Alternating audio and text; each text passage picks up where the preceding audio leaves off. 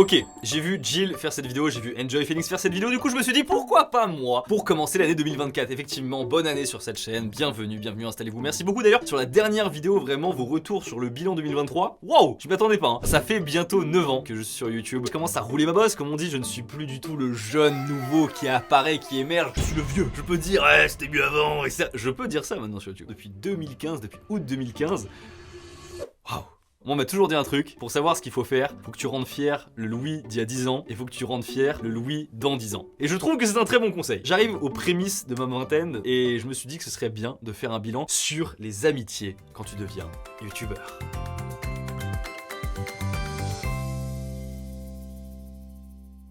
Je suis content de vous annoncer un truc, ça fait longtemps que j'ai pas pu annoncer ce genre de choses. Eh venez, on se voit. C'est trop bien. Une rencontre abonnée comme à l'ancienne. Alors, c'est dans un cadre un petit peu particulier, je l'admets. Ce sera sous la Tour Eiffel et je vous rassure, l'accès est totalement gratuit. Avec Tev, le dimanche 28 janvier à partir de 11 h, on sera en collaboration avec Amoné. Amoné, c'est vraiment le premier food concept de Cordon Bleu sur le modèle street food. C'était super facile à manger en format de ballotine, 100% de produits français, fait de manière artisanale à la main. Vraiment, c'est trop bien ce qu'ils font, on a trop adhéré avec Tev. L'idée c'est que vous puissiez venir donc sous la Tour Eiffel, je le répète encore une fois, c'est totalement gratuit, et que vous preniez un des cordons bleus proposés par Amoné. Et je dis bien un des cordons bleus parce qu'il y en a un, c'est une recette secrète TV Louis. Est-ce que ça commence pas à devenir quelque chose la TV Louis là? Je suis vraiment trop content d'annoncer ça. Il y aura même un tout mini goodies, voilà, que vous pourrez avoir totalement exclusif Amoné TV Louis. Mais ce qu'il faut retenir, c'est avec Tev, avec Amoné, sous la Tour Eiffel, le 28 janvier à 11 h. Venez manger avec nous, vous allez voir à quel point on tank bien, à quel point on est chaud. Je vais répondre tout de suite à la première question, celle qui m'a été le plus posée, c'est: est-ce que tu as peur de te faire des amitiés uniquement par intérêt? En mode, il y a beaucoup de gens, quand tu deviens connu, etc., avec la célébrité, des gens qui veulent profiter de toi, etc. Alors, je me doute que ça doit exister, mais personnellement, j'ai peut-être beaucoup de chance, hein, mais j'en ai très peu eu. En fait, je crois que ces gens-là, ils sont cramés dès le départ, en fait. Vraiment, je n'ai pas du tout eu ce truc, j'ai pas ce discours de « ouais, j'ai souffert, je pensais que c'était vraiment des amis, puis finalement, ils voulaient m'exploiter ». Est-ce que tu as perdu des amitiés à cause de ton métier? Je me suis forcément éloigné de certaines personnes, naturellement, mais je pense que pour moi, c'est pas dû à YouTube, c'est juste dû avec le temps. Je m'identifiais moins avec ce que ces gens-là, entre guillemets, avaient comme valeur, et c'est pas un problème, tu vois. Et forcément, en termes d'amitié, ça arrive. Je sais pas si on peut parler vraiment de rupture d'amitié, mais c'est juste, tu sais, tu prends des chemins différents. C'est un peu ce qui arrive finalement aussi avec des potes du collège ou du lycée. Vous captez un peu, puis après, au bout d'un moment, tu sais, c'est une fois par an, puis un peu moins. Et au bout d'un moment, c'est pas que vous vous entendez plus, c'est juste que, tu sais, au bout de 5 ans, 10 ans, tu connais plus exactement bien la personne. La personne est toujours celle qu'elle est, mais elle a changé, enfin je veux dire, elle a vécu plein de trucs, des expériences qui l'ont fait changer, et tu peux rééchanger avec cette personne là, mais tu sens que vous avez pris de la distance. Et c'est un peu ce qui m'arrive du coup un peu en ce moment. Ça fait 5 ans, un peu moins peut-être, que les gens ils ont arrêté leurs études, tous ils ont commencé à travailler. Ouais, tu sens qu'ils commencent à avoir des distances, tu vois, parce qu'eux aussi ils ont eu d'autres cercles, des cercles de collègues, etc. Et moi par exemple, ce que je considère comme étant ma plus grosse force, c'est le fait que j'ai un cercle d'amis très solide de mon école d'ingé. Globalement, j'ai un gros cercle de potes d'école d'ingé qu'on a formé dès que je suis rentré en école, et en fait tous ces gens là, ce qui est trop cool en fait, c'est qu'ils m'ont connu au moment où j'ai appuyé sur le bouton créer ma chaîne YouTube. Donc ils s'en battent les steaks de YouTube. Le fait que je sois youtubeur, ils s'en tamponnent le fiac, et c'est trop bien pour moi. C'est vraiment agréable. Non pas entre guillemets que oh là là, il y a des gens qui pourraient être intéressés, c'est pas ça du tout. Mais en fait, ça me permet de parler d'autre chose que ça. Parce que souvent, quand tu deviens youtubeur, généralement les gens ils le deviennent juste après le bac ou après leurs études, ou alors avec des études qui leur convenaient pas. Et leur cercle d'amis deviennent tous des influenceurs. Et je trouve que c'est très dur de décrocher du milieu du truc quand tous tes amis sont dans ce cercle-là. C'est quand vraiment j'ai envie de décrocher, je suis avec eux, et là c'est le bonheur. Ça m'arrive bien sûr de parler de mon métier. C'est juste un truc comme ça, comme ils peuvent me parler de leur taf, et c'est trop cool. Et il y a un deuxième truc pour pallier à ça que je voulais raconter. Je vais souvent en vacances au ski avec vraiment ce cercle de potes d'école d'ingé. Et ça, le voyage au ski, c'est vraiment maintenant devenu une tradition. Ça va faire la 4e année maintenant que j'y vais. Et je kiffe de ouf. Au début, on était 8, puis 14, puis 22, puis voilà, là, on commence à devenir beaucoup trop nombreux, c'est n'importe quoi. Donc on a un gros cercle, on loue un énorme chalet, et j'adore. Ça me permet vraiment de décrocher. Alors forcément, je taffe pendant que je suis là-bas, mais tu sais, le fait d'être dans un univers complètement différent avec des gens qui ont ton âge aussi et qui pourtant vivent des choses complètement différentes, ouah, ça fait du bien. Mais je sais que ce qui vous intéresse, vous, c'est pas ça. Vous voulez savoir ça se passe comment entre youtubeurs. Ça se tape, est-ce que vous êtes amis? C'est ça qui vous intéresse. La question qu'on m'a posée en tout cas pas mal sur Instagram, c'est: est-ce qu'il y a des abonnés qui sont devenus des amis? Et j'ai réfléchi à la question, et j'en ai qu'un seul en tête, qui est vraiment devenu un ami en plus assez proche pour le coup, que je vois plusieurs fois par semaine, tout simplement parce que c'est mon coach.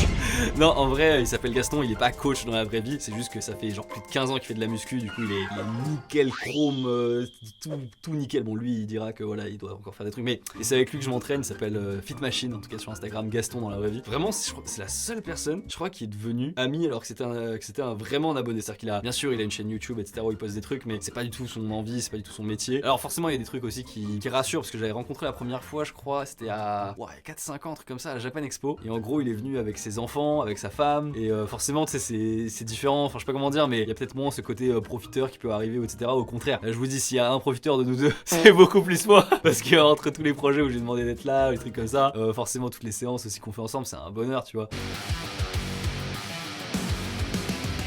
C'est vraiment un de mes amis proches, ouais, vraiment. Maintenant, Gaston, je suis content de m'entraîner avec lui, donc c'est vraiment très cool. Et du coup, on va arriver dans les potes du milieu. Alors, le milieu et les amitiés sur YouTube. Oh là là là. Écoutez, avec Tev, on a ruiné le game. Et d'ailleurs, j'aimerais parler un peu plus de la relation que j'ai avec Tev. On dit souvent, faut pas bosser avec ses amis. Putain, on bosse pour le coup ensemble. Et c'est excellent.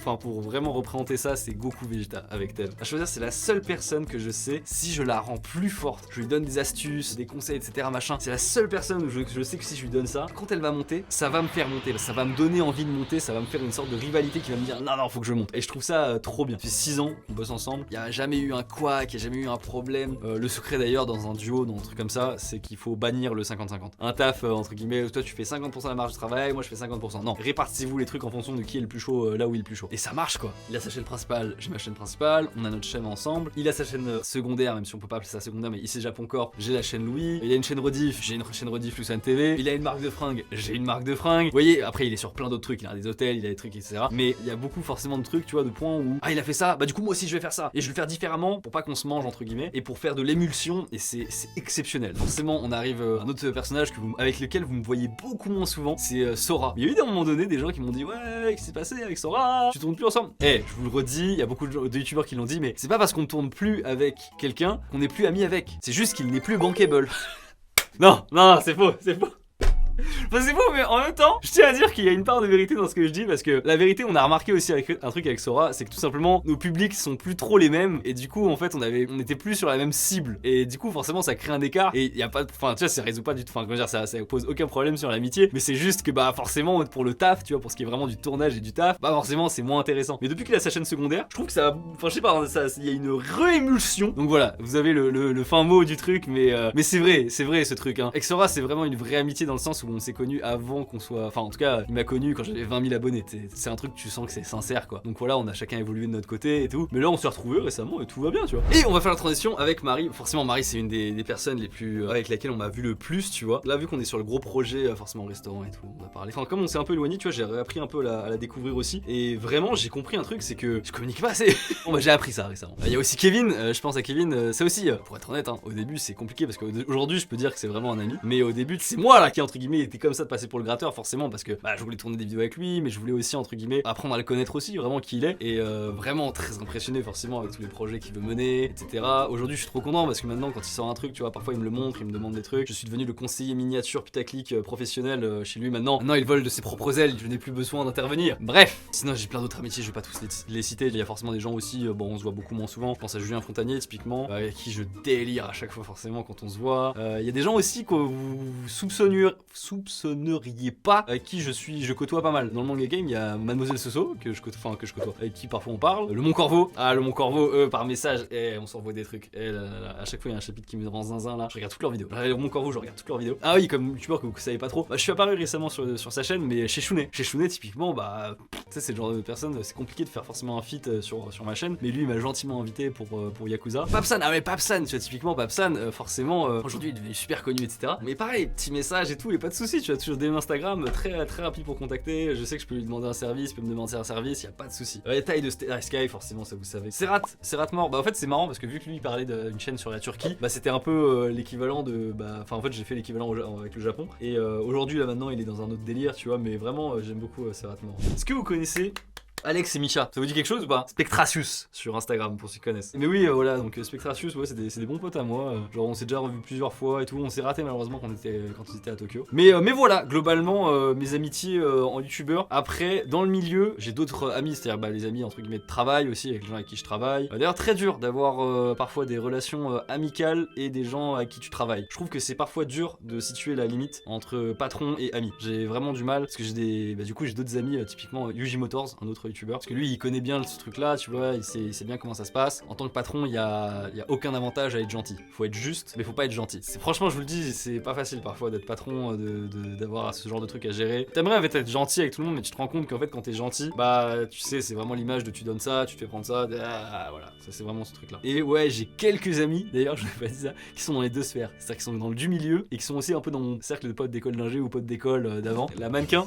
qui n'est pas un mannequin dans la vraie vie, mais en tout cas pour moi c'est une mannequin, qui s'appelle Kim, qui pose sur toutes les photos Oni. Elle c'est une pote du lycée et elle c'est vraiment, elle peut être dans les deux trucs, à la fois du milieu, à la fois avec mes potes d'école d'ingé. Du coup c'est vraiment la seule personne que j'ai en tête qui peut faire la transition entre les deux. Après bien sûr Jill qui a rencontré également tous mes potes d'école d'ingé et qui était toute timide bien sûr, elle était comme ça, c'est genre avec mes potes d'école d'ingé. Est-ce qu'on aborde mesdames et messieurs le sujet un peu drama de cette vidéo? Il y a beaucoup de gens qui m'ont posé la question, ouais Charles etc. Pour ceux qui savent pas, Charles c'était une personne qui était très souvent présente dans mes vidéos au tout début de ma chaîne, vraiment dans les 2-3 premières années, que d'un coup a disparu. Alors du coup j'ai retenu très longtemps cette information, je voulais pas le dire, mais en fait tu sais avec forcément le boulot etc, tu sais il y a des trucs où tu fais confiance, tu prêtes des thunes et au bout d'un moment tu prêtes des thunes, plus de thunes, beaucoup plus de thunes, et puis la personne décide de disparaître un petit peu de ton radar, donc forcément elle s'est barrée avec une bonne somme de pognon, et ça du coup c'est une histoire que je vous ai fait croire sur Instagram. Voilà, non c'est totalement faux, hein, vraiment il se passe rien du tout.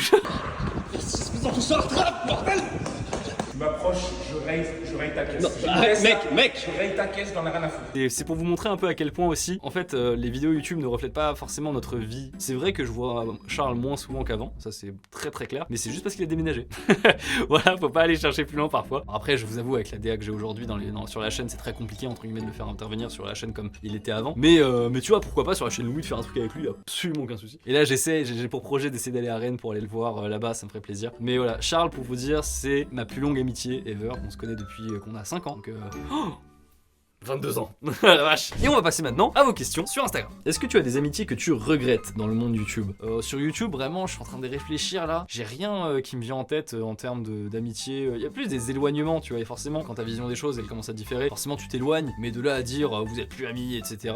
Franchement, j'en ai pas. Hein. Tu as été déjà déçu par un YouTuber? Ah, intéressant. Ouais.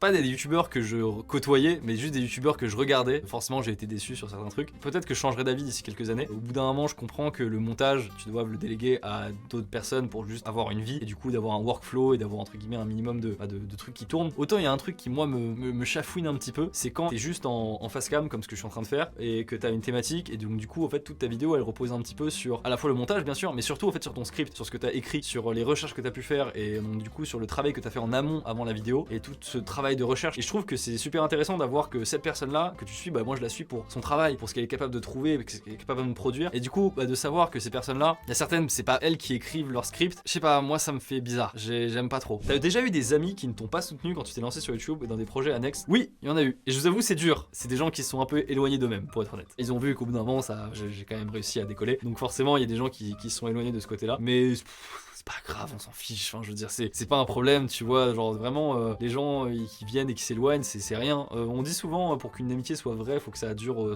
3 ou 5 ans, je crois, un truc comme ça. Je suis assez d'accord, en vrai. Plus grosse déception amicale. Putain, c'est ouf comment, soit j'en ai jamais eu, soit vraiment mon cerveau fait un énorme filtre, quoi. Franchement, moi j'ai beaucoup de bien à vous dire, en fait, sur les relations d'amitié sur YouTube, dans le sens où faut juste faire attention, finalement, dans tes amitiés YouTube. Il y a des gens, tu sens que c'est vraiment, ils sont là pour être amis en dehors de tes vidéos, et à d'autres gens, bah, c'est pour tes vidéos. Et moi, ça me dérange pas. Enfin, je veux dire, si c'est vraiment que pour le taf, tu vois, typiquement, pourquoi pas? Enfin, je veux dire, c'est pas un problème non plus. Quand je vois genre Tev, c'est 99,9% pour du taf. Est-ce que ça veut dire pour autant que c'est que par intérêt que on n'est pas amis? Bah non, pas du tout. Et inversement, du coup, ta plus belle surprise amicale. Lui, l'histoire est trop ouf, mais en fait, à la base, on était voisins quand je suis arrivé en école. Et c'est marrant parce que du coup, quand je suis arrivé en école, c'est le moment où j'ai créé ma chaîne YouTube. Et en fait, c'est à ce moment-là où bah du coup, j'avais un voisin et je voyais qu'il avait la porte juste à côté. Et je me suis dit, plutôt que d'avoir des moments awkward au moment où tu rentres et tu connais pas le voisin, tu vois, je me suis dit, bah vas-y, je vais toquer pour me présenter. En plus, on venait tous d'arriver à ce moment-là. Du coup, j'ai direct, ok, je me suis présenté, etc. On a blablaté. Forcément, ça nous a rapprochés. Lui, il a vu que j'étais à fond sur le Japon, il pensait que j'étais en mode waouh, gros otaku de ouf là. Il a compris qu'après j'étais japonais, donc du coup, il se dit ah ok. Et c'est un mec, on s'est beaucoup mutuellement motivé sur plein de trucs, et chacun dans des directions différentes, bien sûr. Mais ça a été très puissant, je trouve, parce qu'on a fait plusieurs colloques ensemble. Là, on évolue dans la vie, tu vois, il s'est marié. Enfin, c'est trop bien, genre, de voir qu'il y a des trucs comme ça. Tu peux traverser les épreuves sans pour autant vous voir très souvent. Hein. Franchement, je vais être honnête. Hein. Amadou, je dois le voir quoi dans l'année, peut-être allez 10 fois, même peut-être moins. Et pourtant, ça m'empêche pas de dire que c'est une amitié mais giga béton. Bon, sur ce, écoutez, j'espère que j'aurais pu répondre à vos questions sur les amitiés sur YouTube Game. Et puis moi, voilà, comme je vous l'ai dit, mon gros avantage, c'est que j'ai des potes qui ne sont pas du milieu. Et quel bonheur. Sur ce, écoutez, merci beaucoup d'avoir regardé cette vidéo. N'hésitez pas à lâcher un pouce bleu et à vous abonner. Je vous dis à la prochaine. Tchuss.